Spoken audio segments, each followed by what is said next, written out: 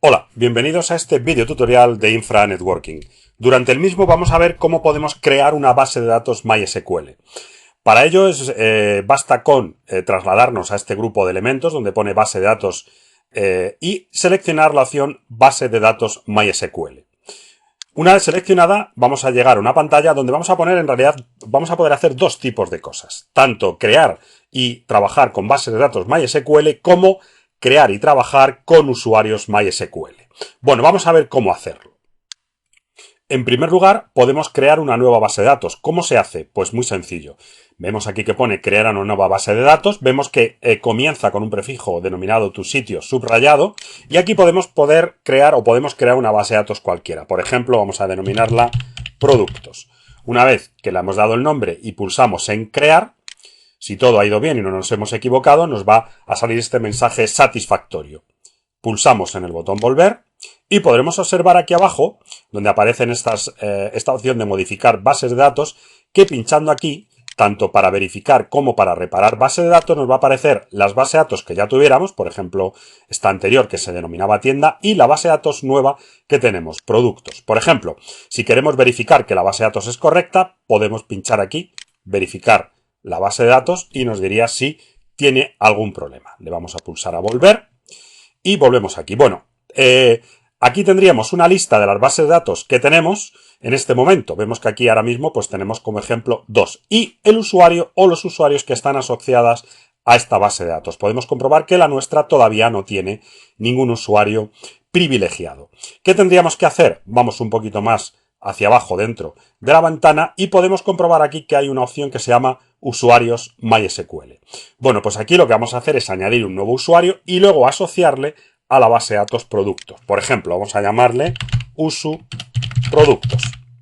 ¿Vale? En este caso vemos que ponemos aquí también la contraseña. Como siempre, vamos a poner una contraseña lo suficientemente compleja para que el sistema nos diga que es segura y que digamos, se repita correctamente. Entonces, hemos creado un usuario llamado usuprod que vamos a asociar ahora a la base de datos llamada productos. Vamos a pinchar aquí en crear un usuario y vemos que si todo es correcto nos habrá dicho que el usuario usuprod se ha creado satisfactoriamente.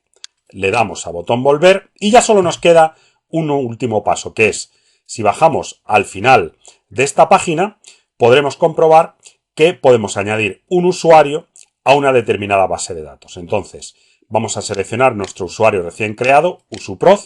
Aquí vemos que tenemos la base de datos productos y si le pinchamos en el botón añadir, vemos que nos aparece una ventana en la que podemos poner los privilegios que ese usuario va a tener dentro de la base de datos. Podemos poner privilegios individuales, por ejemplo, si queremos que un usuario pues vaya a ser, por ejemplo, de tipo desarrollo y solo pueda crear tablas, o podemos pinchar aquí en todos los privilegios para darle todos los privilegios a nuestro usuario, de manera que se convertiría pues en una especie de administrador. Pulsaríamos aquí en hacer cambios y si todo es correcto nos va a salir este mensaje de éxito y pulsamos al botón volver.